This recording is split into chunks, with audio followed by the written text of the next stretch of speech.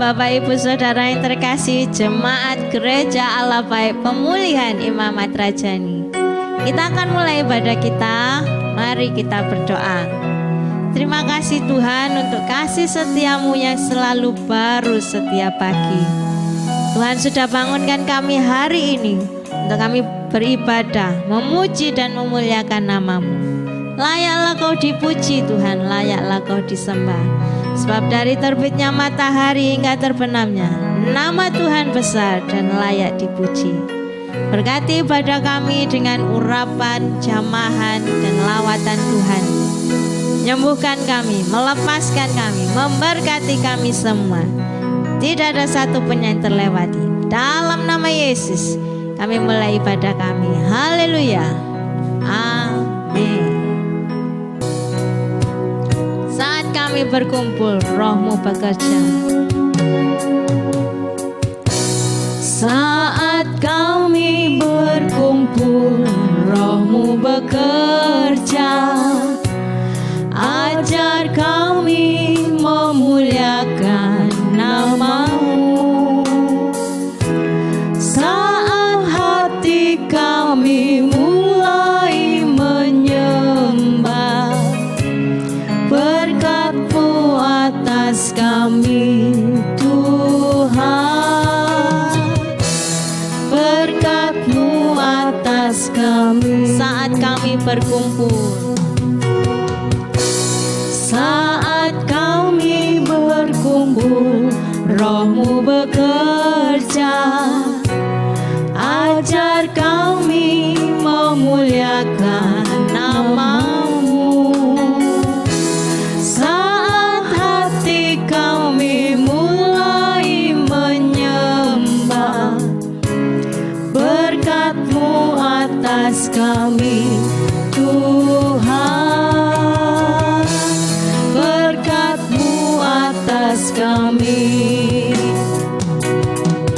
Kasih Tuhan tak berkesudahan, tak habis-habisnya rahmat-Nya. Selalu baru setiap pagi, baru setiap pagi. Besar setiamu Tuhan, besar setiamu. Saat kami berkumpul, Roh-Mu bekerja. Saat kami berkumpul, Roh-Mu bekerja. Ajar kami memuliakan nama-Mu. Saat hati kami mulai menyembah, berkat-Mu atas kami Tuhan.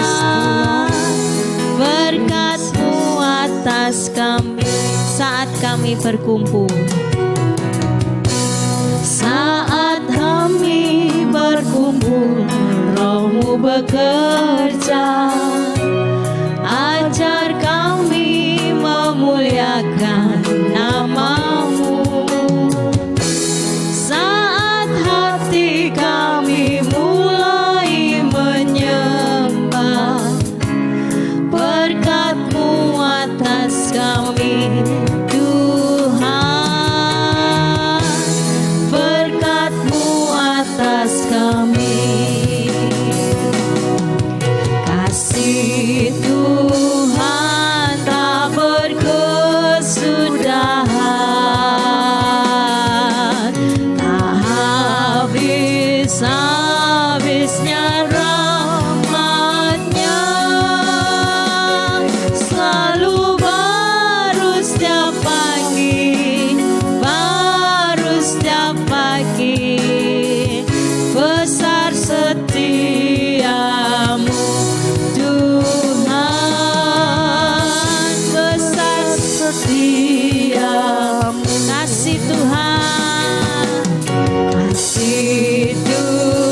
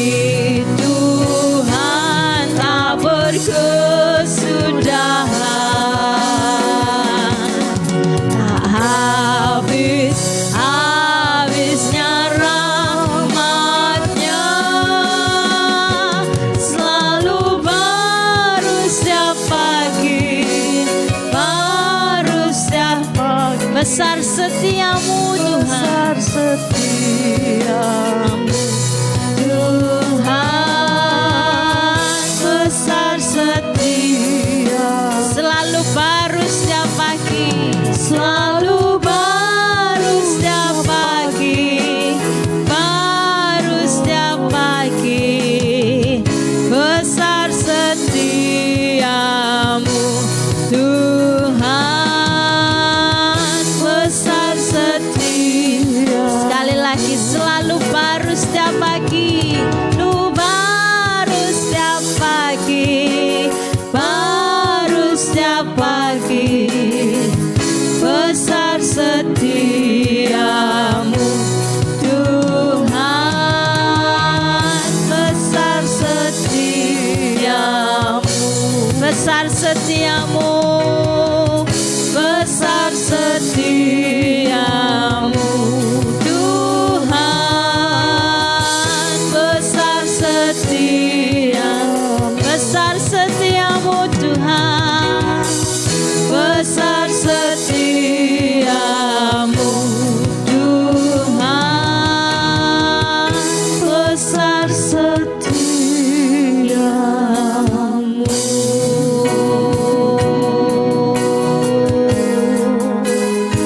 Mari sembah Tuhan, pujilah kasih setia Tuhan yang tidak berkesudahan.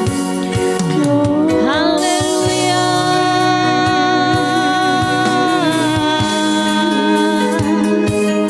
Ku puji kasih setiamu Tuhan,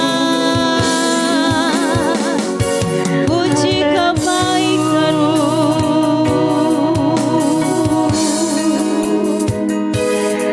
ku sembah Tuhan, ku sembah Tuhan.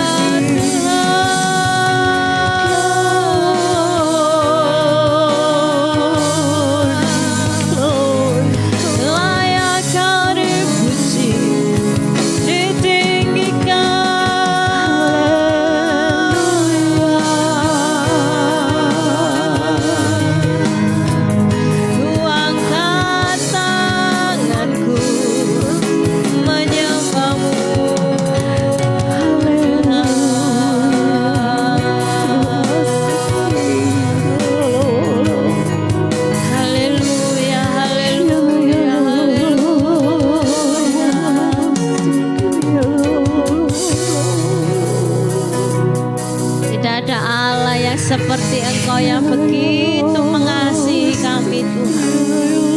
Ketika kami menyembah-Mu, ketika kami memuji-Mu, hadirat-Mu menjamah kami Tuhan. Urapan-Mu ada atas setiap kami, menyembuhkan, melepaskan kami, memberkati kami. Terima kasih Tuhan, terima kasih Tuhan. Nama-Mu besar dan layak dipuji.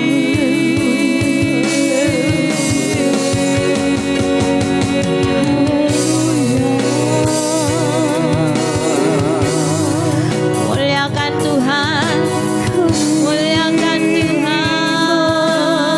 sebab Dia baik. Kami angkat hati kami angkat orang.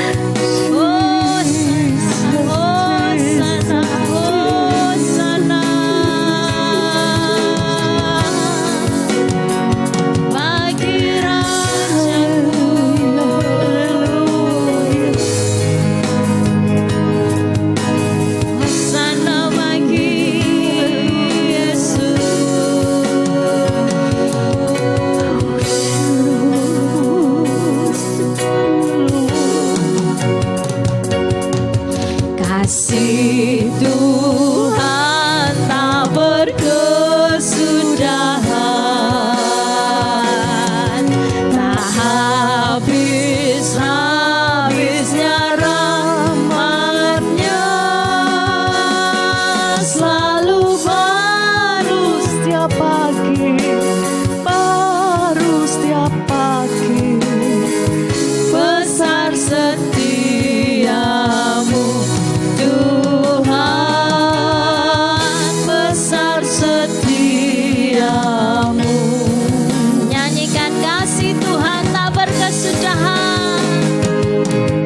Kasih Tuhan tak berkesudahan, tak habis-habisnya rahmat-Nya, selalu baru setiap pagi. Baru setiap pagi. Besar setiamu Tuhan, besar setiamu. Selalu baru setiap pagi, baru setiap pagi. Besar setiamu Tuhan, besar setiamu. Selalu baru setiap pagi, baru setiap pagi. Besar setiamu Tuhan, besar setiamu. Besar setiamu Tuhan, besar setiamu Tuhan, besar setiamu. Besar setiamu, besar setiamu Tuhan, besar setiamu.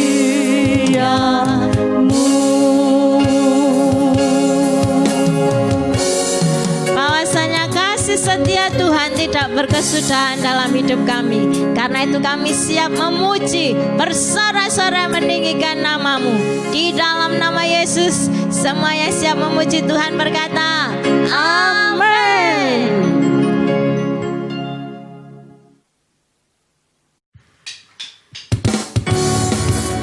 Betapa besar dan ajaib kasih Tuhan bagi kita.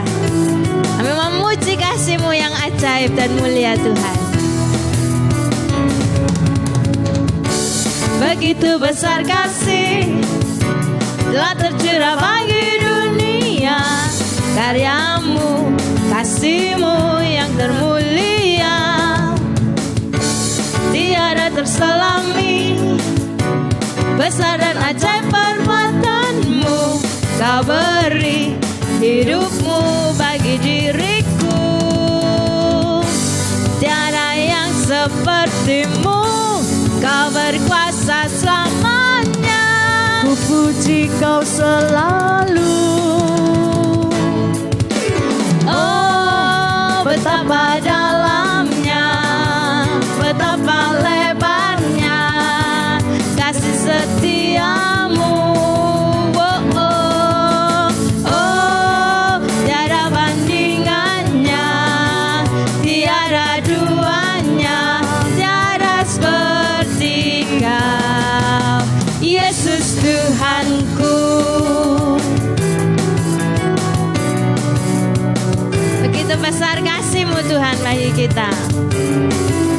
Sama-sama katakan. Begitu besar kasih telah tercurah bagi dunia, karya-Mu, kasih-Mu yang termulia, tiada terselami. Besar dan ajaib perbuatan-Mu, Kau beri hidup-Mu bagi diriku. Tiada yang seperti-Mu, Kau berkuasa selamanya. Ku puji Kau selalu. Oh, betapa dalamnya, betapa lebarnya kasih setia-Mu. Oh, oh, oh, tiada bandingannya, tiada duanya, tiada seperti Kau, Yesus Tuhan. oh, betapa dalamnya, betapa lebarnya kasih setia-Mu. Oh, oh, oh, tiada bandingannya, tiada duanya, tiada seperti Kau. Oh, betapa dalamnya, betapa lebarnya kasih setia-Mu. Oh, oh, oh, tiada bandingannya, tiada duanya, tiada seperti Kau, Yesus Tuhanku. Oh, oh, oh, oh, oh, oh, oh,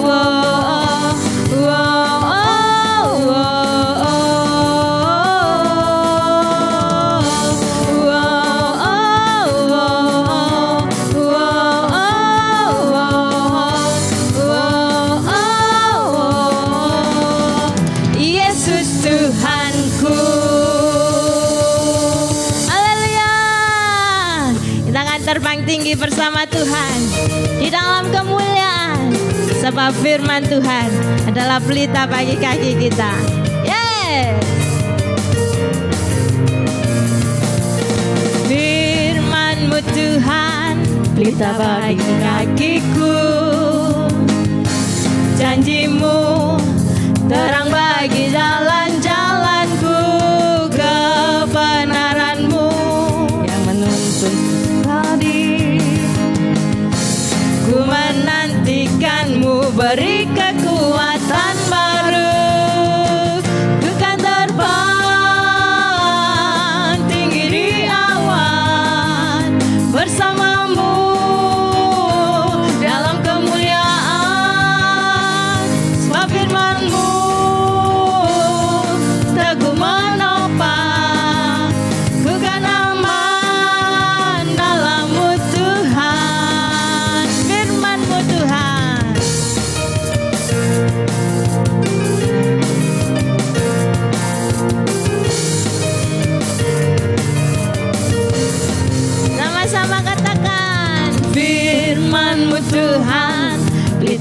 bagi kakiku. Janjimu terang bagi jalan-jalanku. Kebenaranmu menuntunku setiap hari.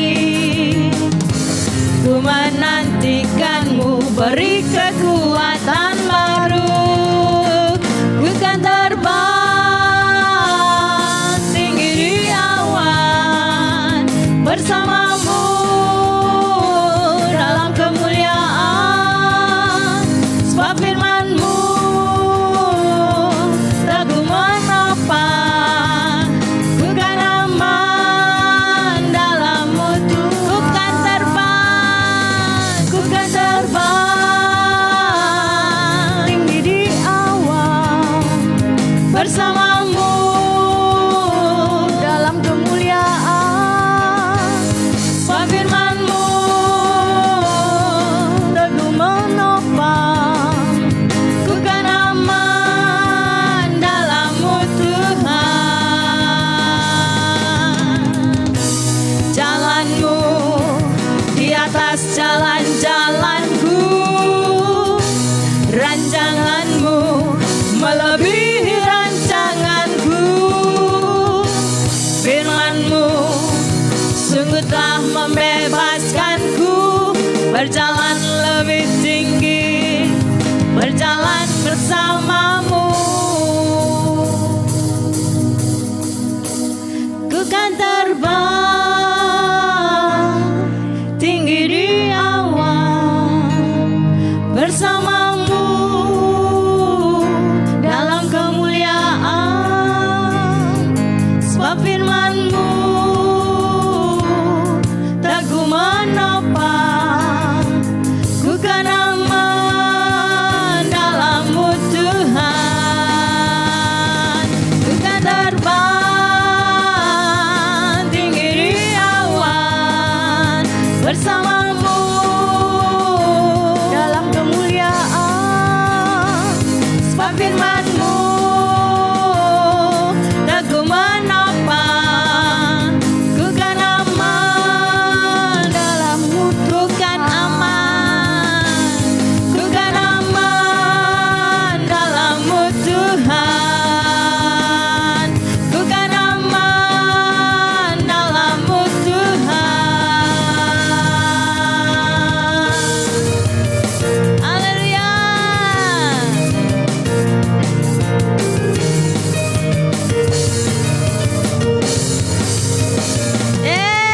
Suara-suara bagi Tuhan. Haleluya.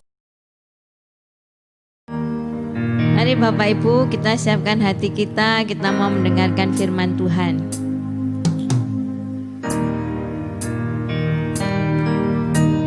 Betapa ku mengasihi-Mu Yesus.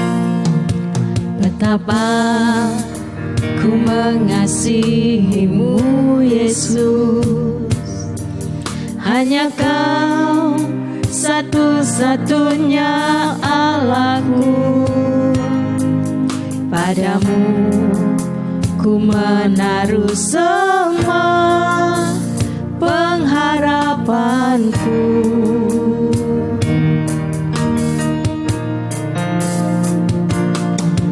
Betapa ku yakin akan janji-Mu. Firman-Mu bekerja dalam jiwaku. Ku hanya akan menyembah-Mu sepanjang hidupku. Di saat ku menyembah-Mu, kuasa-Mu bekerja. Hatiku dipulihkan, tubuhku disembuhkan. Biar hadirat-Mu terus bersamaku. Ku tahu Engkau telah menyembuhkanku. Betapa ku mengasihi-Mu Yesus. Betapa ku mengasihi-Mu Yesus. Hanya Kau satu-satunya Allahku. Padamu ku menaruh semua pengharapanku.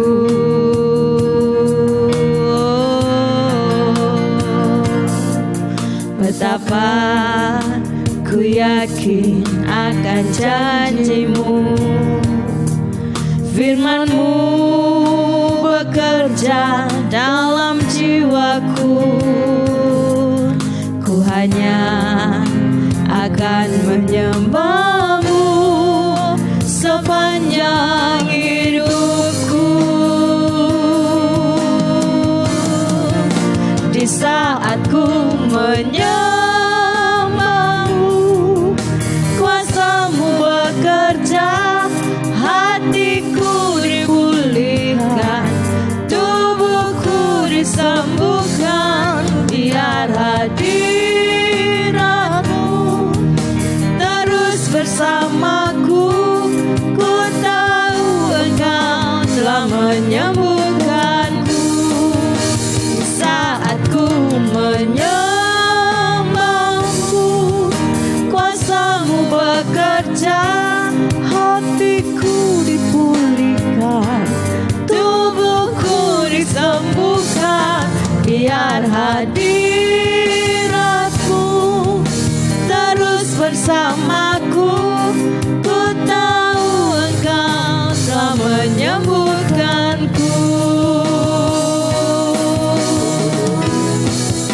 Di saat ku menyembah-Mu, kuasa-Mu bekerja, hatiku dipulihkan, tubuhku disembuhkan. Biar hadirat-Mu terus bersamaku. Ku tahu Engkau telah menyembuhkan. Biar hadirat-Mu, biar hadirat-Mu terus bersamaku.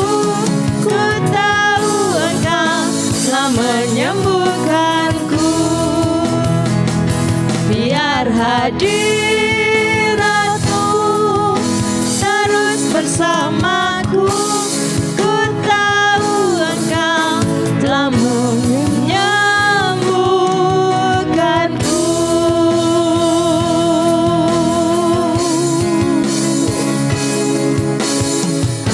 Haleluya.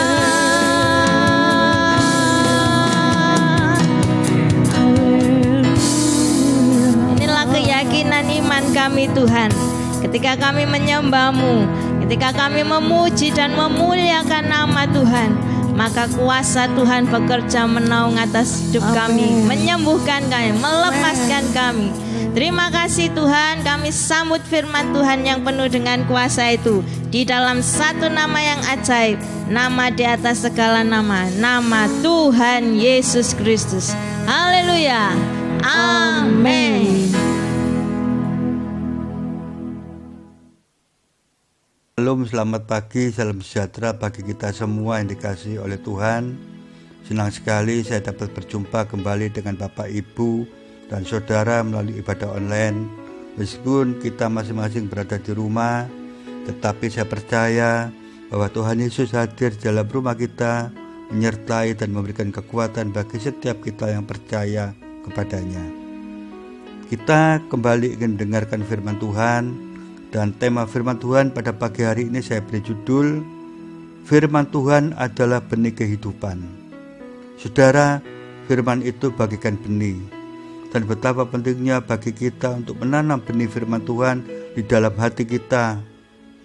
Firman Tuhan yang kita tanam saat ini mungkin belum terlihat sebagai sesuatu yang nyata, tetapi benih itu akan terus bertumbuh dan akan menghasilkan buah yang berlipat ganda banyaknya, bahkan lebih dari yang sanggup kita pikirkan jika kita menjaganya dengan baik dalam hati kita. Mari kita membuka hati kita untuk menerima kebenaran firman Tuhan. Kita baca di dalam 1 Petrus 1 ayat 23. 1 Petrus 1 ayat 23, demikian bunyi firman Tuhan, karena kamu telah dilahirkan kembali bukan dari benih yang fana, tetapi dari benih yang tidak fana oleh firman Allah yang hidup dan yang kekal. Rasul Petrus berbicara tentang sebuah kelahiran yang baru, kelahiran yang kedua. Ini adalah kelahiran yang bukan berasal dari benih yang fana, dan kelahiran ini terjadi melalui firman Allah yang hidup dan yang kekal. Saudara, ada dua macam kehidupan. Yang pertama, kehidupan biologis. Kehidupan yang pertama ini dilahirkan melalui orang tua, melalui benih yang fana dari orang tua. Kelahiran pertama ini adalah produk daging, adalah jasman yang sifatnya sementara. Sedangkan kehidupan kedua adalah kehidupan rohani. Kehidupan rohani ini dilahirkan oleh Roh Kudus melalui benih yang tidak fana oleh firman Allah yang hidup dan yang kekal. Kelahiran kedua ini adalah produk roh, di mana roh memberikan hidup kepada orang percaya. Kehidupan rohani berpusat kepada Allah. Saudara, Rasul Petrus pernah berkata-kata tentang dirinya yang dilahirkan kembali oleh anugerah Allah yang besar. Dikatakan di dalam 1 Petrus 1 ayat 3. Saya ulangi, dalam 1 Petrus 1 ayat 3, terpujilah Allah dan Bapa Tuhan kita Yesus Kristus, yang karena rahmat-Nya yang besar telah melahirkan kita kembali oleh kebangkitan Yesus Kristus dari antara orang mati kepada suatu hidup yang penuh pengharapan. Rasul Petrus mengucap syukur dan mengatakan, terpujilah Allah dan Bapa Tuhan kita Yesus Kristus, yang menyelamatkan kita melalui rahmat-Nya yang besar, telah melahirkan kita kembali oleh kebangkitan Yesus Kristus dari antara orang mati. Kelahiran kembali oleh Allah terjadi melalui Yesus Kristus yang bangkit dari kematian. Kematian Yesus adalah untuk menebus kita dari dosa, tetapi kebangkitannya membenarkan kita di hadapan Allah. Kehidupan seseorang yang belum lahir baru adalah kehidupan di luar Tuhan. Hidup dalam keperbudakan dosa, hidup dalam kedagingan. Dosa ini menciptakan jurang antara Allah dan manusia yang tidak bisa dijembatani oleh upaya manusia.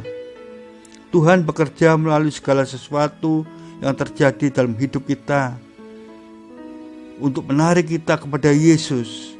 Dan Tuhan Yesus berkata, Akulah jalan dan kebenaran dan hidup.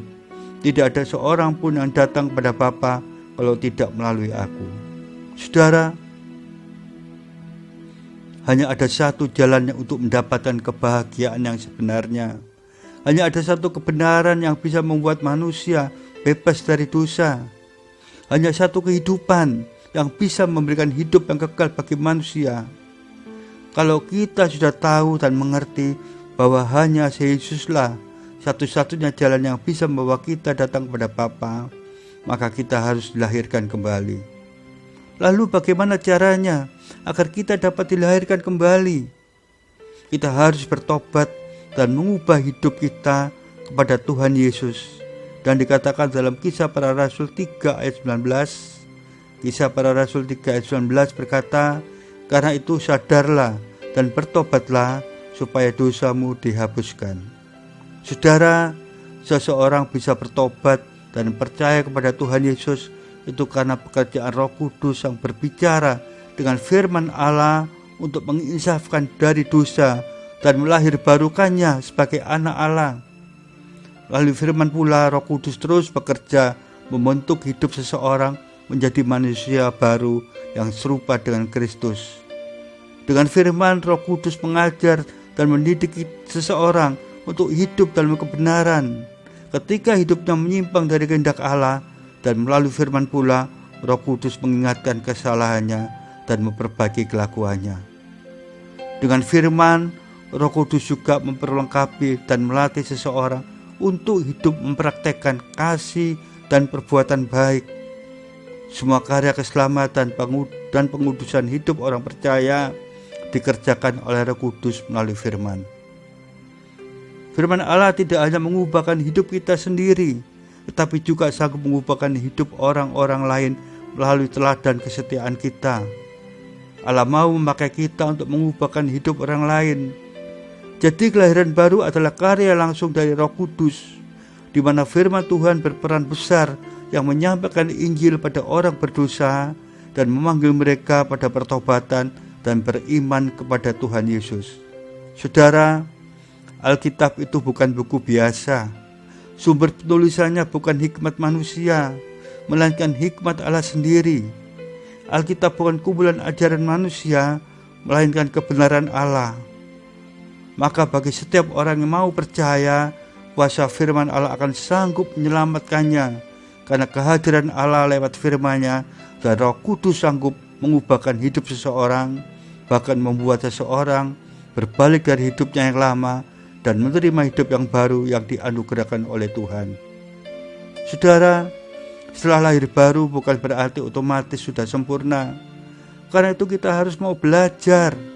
Kita belajar akan sifat Kristus. Kita belajar sabar. Kita belajar mengasihi. Kita belajar mengampuni. Kita belajar setia. Kita belajar untuk dengar-dengaran kepada perintah Tuhan. Kita belajar menguasai diri. Proses kita belajar bahkan sampai dapat serupa dengan Kristus. Menjadi serupa dengan Kristus adalah tujuan terbesar setiap orang percaya. Sebagaimana tertulis di dalam 1 Yohanes 2 ayat 6, dikatakan, barang siapa mengatakan bahwa ia ada di dalam Dia, ia wajib hidup sama seperti Kristus telah hidup. Saudara, untuk proses menjadi serupa dengan Kristus itu tidak mudah. Sangat menyakitkan bila kita terus memberontak. Ingat bahwa Tuhan adalah Sang Penjunan dan kita hanyalah tanah liat. Dia akan terus membentuk dan memproses kita sesuai yang Dia kehendaki, mengkikis dan menghancurkan karakter-karakter hidup kita yang tidak berkenan sampai kita menjadi sama dengan gambar-Nya.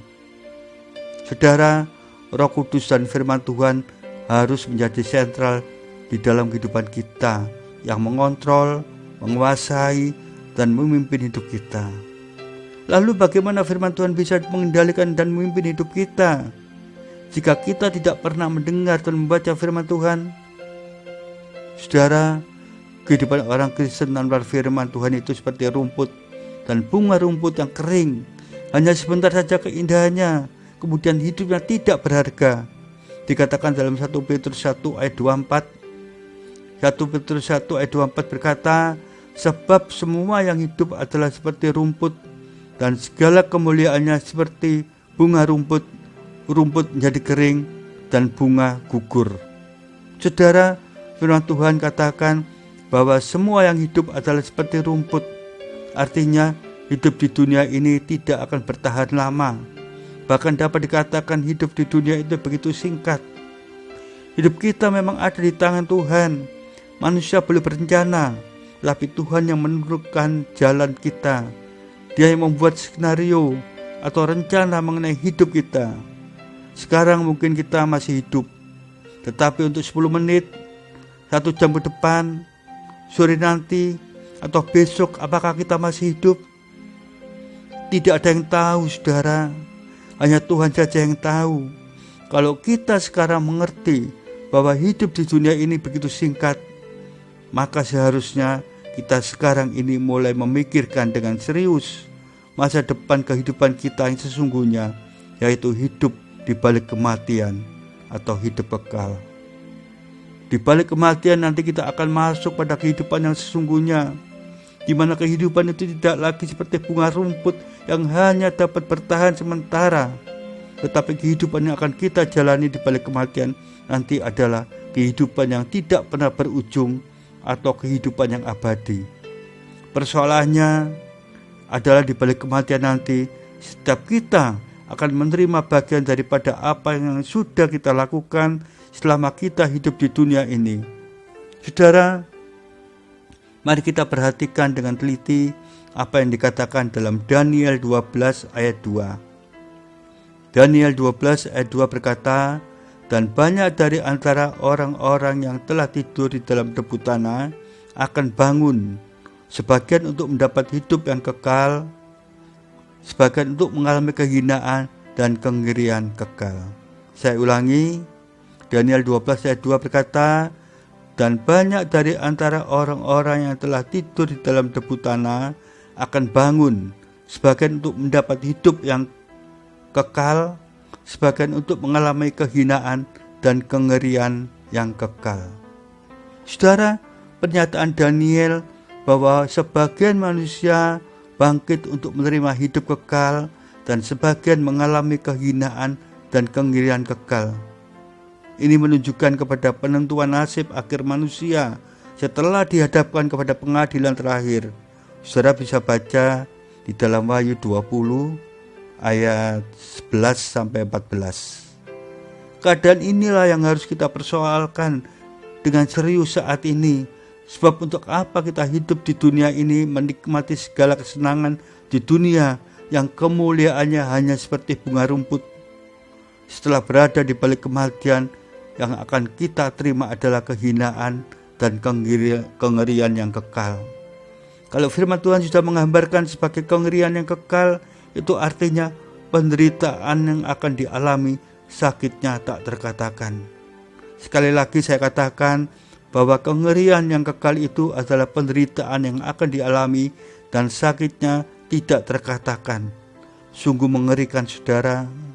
Itulah mengapa kita harus mempersiapkan diri dengan benar dan hidup dalam kekudusan Allah, supaya kita beroleh hidup yang kekal. Dan orang yang tidak menyintai hidup kekal akan terlihat dari cara hidupnya setiap hari, di mana dia lebih memilih untuk menikmati dunia ini dengan segala kesenangannya, penuh dengan hawa nafsu diri. Orang yang tidak menyintai hidup kekal adalah orang-orang yang tidak menghargai kasih karunia Tuhan yang telah memberikan keselamatan di dalam Tuhan Yesus Kristus. Saudara, ada begitu banyak orang Kristen yang berpikir bahwa dengan anugerah keselamatan di dalam Tuhan Yesus Kristus, berarti mereka secara otomatis telah selamat, meskipun saat ini tetap hidup di dalam dosa. Pola pikir seperti itu adalah pola pikir yang salah, saudara. Kita harus sadar bahwa setelah menerima keselamatan, maka kita harus hidup di dalam kekudusan Allah. Dikatakan dalam 1 Petrus 1 ayat 15 dan 16 dikatakan, tetapi hendaklah kamu menjadi kudus di dalam seluruh hidupmu, sama seperti Dia yang kudus yang telah memanggil kamu. Sebab ada tertulis, kuduslah kamu sebab aku kudus. Hidup kudus berarti pula hidup terpisah dari segala bentuk dosa dan mempersembahkan hidup kita hanya bagi Tuhan, karena tubuh kita adalah bait Allah. Rasul Paulus juga katakan, tidak tahukah kamu bahwa kamu adalah bait Allah dan bahwa Roh Allah diam di dalam kamu. Saudara, bait Allah merupakan suatu tempat yang kudus, di mana hadirat Tuhan akan hadir di dalamnya. Untuk itulah kita harus memelihara tubuh kita agar selalu bersih dan terbebas dari segala bentuk kenajisan dan kecemaran. Kita harus mau hidup dipimpin oleh Roh Kudus setiap hari. Dengan pertolongan Roh Kudus, kita beroleh kekuatan untuk meninggalkan perbuatan daging.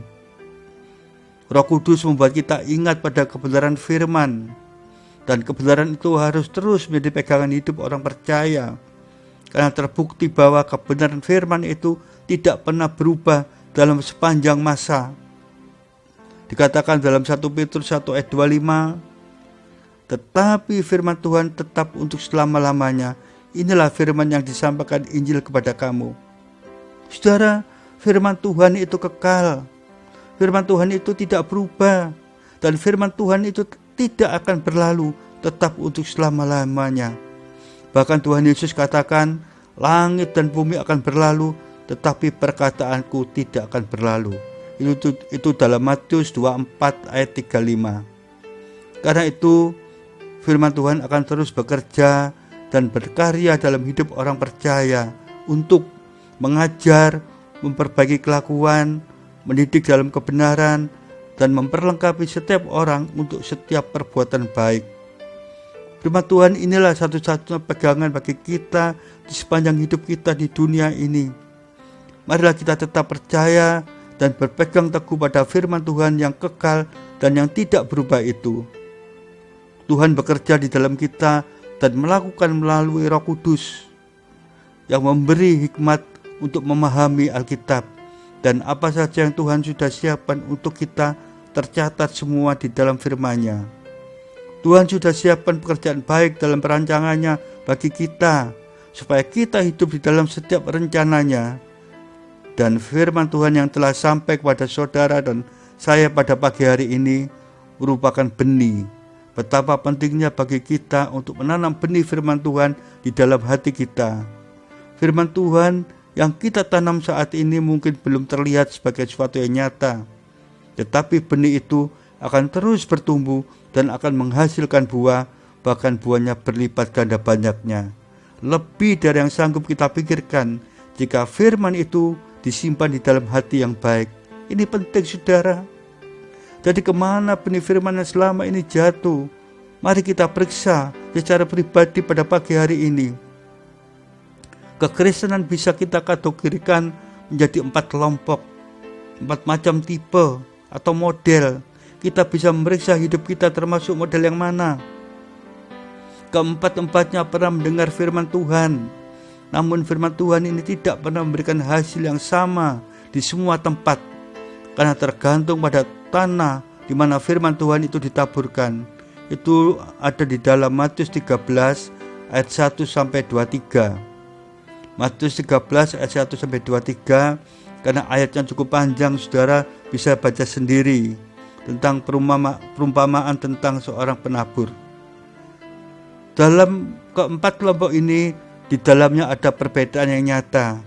Bisa dikatakan serupa tetapi tidak sama. Serupanya di mana? Serupanya sama-sama dengar firman tentang kerajaan surga, tetapi tidak samanya kelompok yang pertama, dia mendengar firman tetapi dia tidak mengerti. Dan Tuhan Yesus berkata di dalam Injil Matius 13 ayat 19, Matius 13 ayat 19, saya bacakan, kepada setiap orang yang mendengar firman tentang kerajaan surga tetapi tidak mengertinya, datanglah si jahat dan merampas yang ditaburkan dalam hati orang itu. Itulah benih yang ditabur di pinggir jalan. Jadi kelompok yang pertama ini dinamakan Kristen pinggir jalan. Dia mendengar firman, dia ada di dalam gereja ikut ibadah. Kalau sekarang ini ikut ibadah online. Kalau selama ini sebelum corona mungkin dia aktif ikut gereja. Dia dengar firman Tuhan, tapi setiap firman yang disampaikan dia tidak pahami, dia tidak mengerti. Apakah dia sudah sungguh-sungguh mendengar dan memperhatikan firman?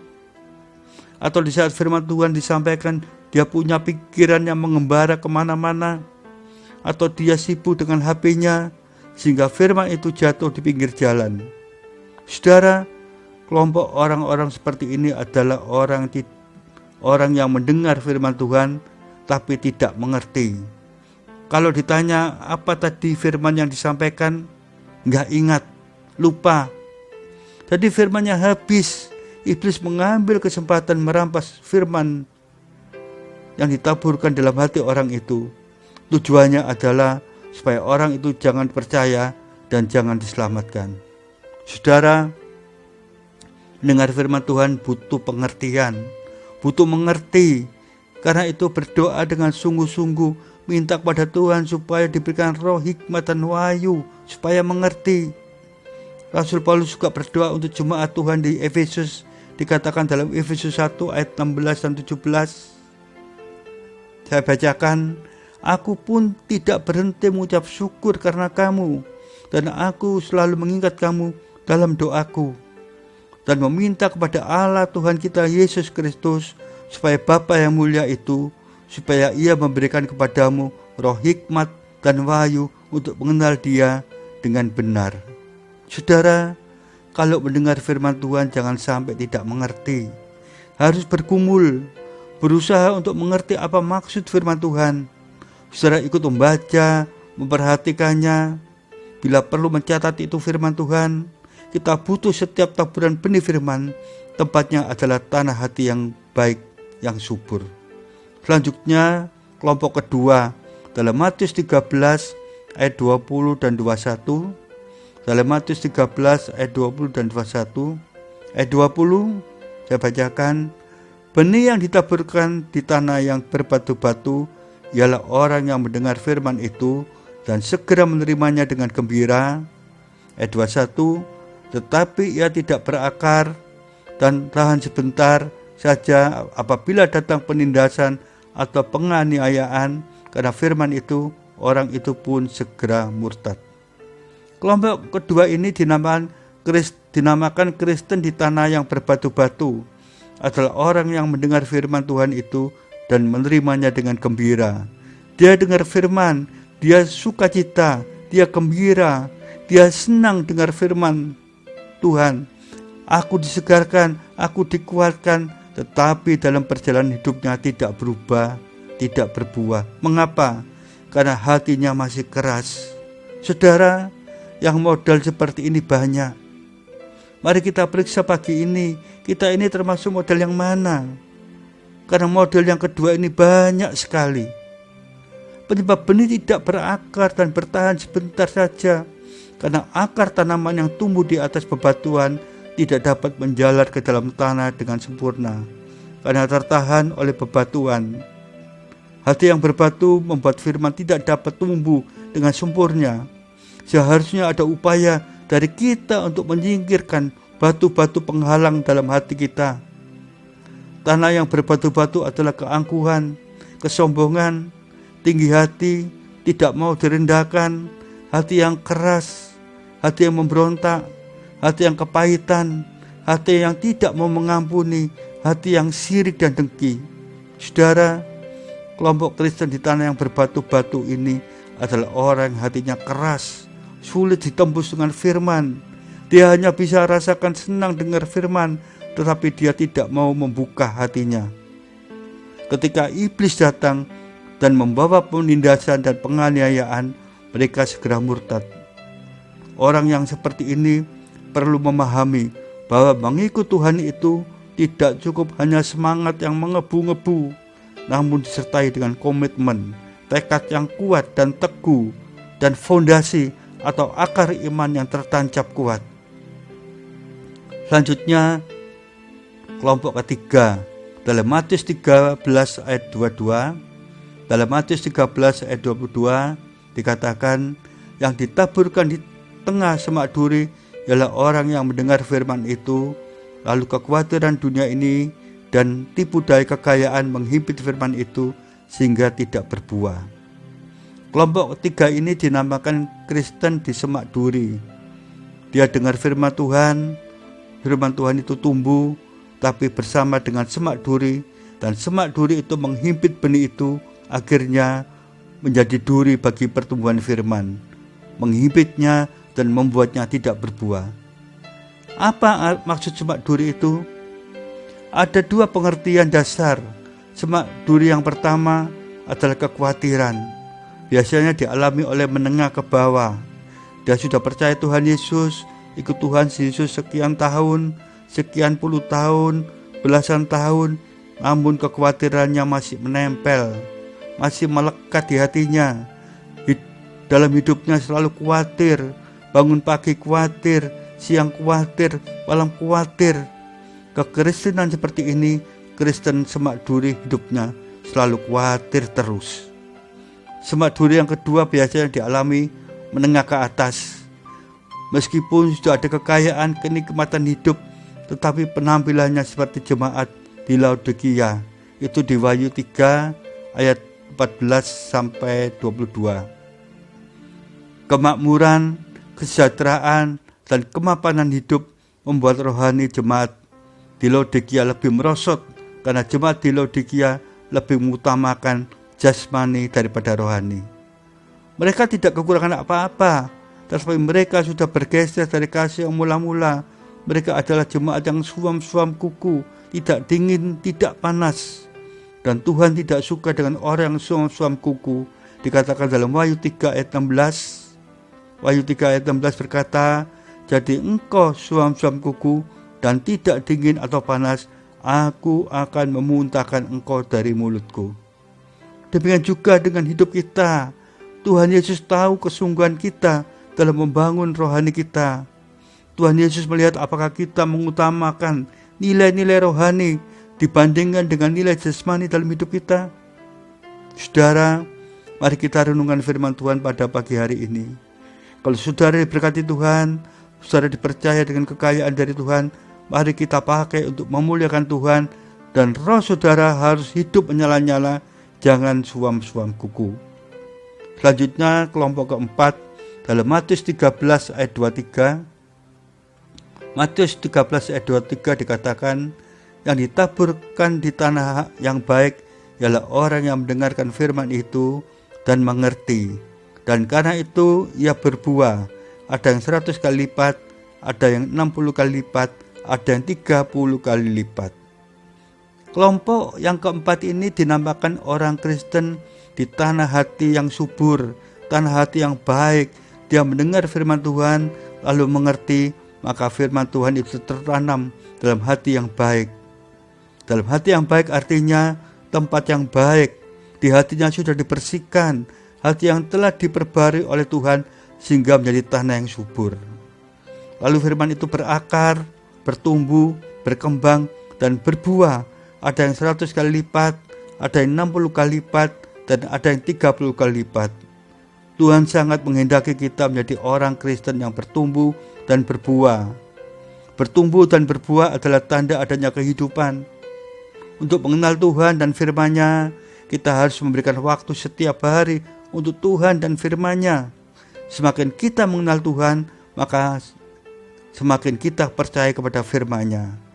Kepercayaan itu akan melahirkan iman, dan iman itulah yang akan mengaktifkan firman Tuhan untuk bekerja dalam hidup kita, dan firman-Nya akan membuat kita melihat bahwa firman Tuhan itu sungguh berkuasa. Firman Tuhan bertumbuh dengan baik dan menghasilkan buah yang baik, maka Tuhan akan memberikan hati yang taat dan roh yang baru. Sebagaimana ditulis dalam Yeskiel 11 ayat 19 dan 20. Dalam Yeskiel 11 ayat 19 dan 20, saya bacakan ayat 19. Aku akan memberikan hati yang lain dan roh yang baru di dalam batin mereka. Juga aku akan menjauhkan dari tubuh mereka hati yang keras dan memberikan hati yang taat. Ayat 20, supaya mereka hidup menurut segala tetapanku dan peraturan-peraturanku dengan setia, maka mereka akan menjadi umatku dan aku akan menjadi Allah mereka. Setelah kita diubahkan Tuhan, yang harus kita lakukan selanjutnya adalah menjaga hati kita. Seperti yang tertulis dalam Amsal 4 ayat 23, jagalah hatimu dengan segala kewaspadaan, karena dari situlah terpancar kehidupan. Dan yang terakhir saudara, asal respon hati kita terhadap firman Tuhan sangat berpengaruh besar terhadap pertumbuhan rohani kita. Mari kita periksa masing-masing, kita ini termasuk kelompok atau model yang mana? Apakah kita seperti kelompok orang Kristen di pinggir jalan? Orang Kristen di tanah yang berbatu-batu? Orang Kristen di semak duri? Atau orang Kristen di tanah hati yang baik? Yakobus memberikan nasihat kepada kita, sebab itu buanglah segala sesuatu yang kotor dan kejahatan yang begitu banyak itu, dan terimalah dengan lemah lembut firman yang tertanam di dalam hatimu, yang berkuasa menyelamatkan jiwamu. Itu dalam Yakobus 1 ayat 21. Rasul Yakobus mengingatkan kita supaya segala yang kotor dan jahat harus dibuang. Kemudian kita harus menerima firman Tuhan dengan lemah lembut dan memiliki respon, tidak hanya sebagai pendengar firman Tuhan saja, tapi kita juga menjadi pelaku firman Tuhan. Menjadi pelaku firman Tuhan adalah bukti nyata bahwa kehidupan orang Kristen benar-benar menghasilkan buah, dan firman Tuhan yang tertanam dalam hati kita yang berkuasa menyelamatkan jiwa. Amin. Mari kita berdoa. Bapa kami mengucap syukur dan berterima kasih untuk firman-Mu yang telah sampai kepada kami. Biarlah pagi ini firman-Mu mengajarkan kepada kami, menasihati kami, dan menegur kami dengan kasih-Mu. Kami mau diubahkan, kami mau menjadi tanah hati yang baik, dan kami mau berbuah bagi Kristus. Dan juga berkati umat-Mu yang mendengarkan firman-Mu pada pagi hari ini. Di dalam nama Tuhan Yesus Kristus kami berdoa. Haleluya. Amin.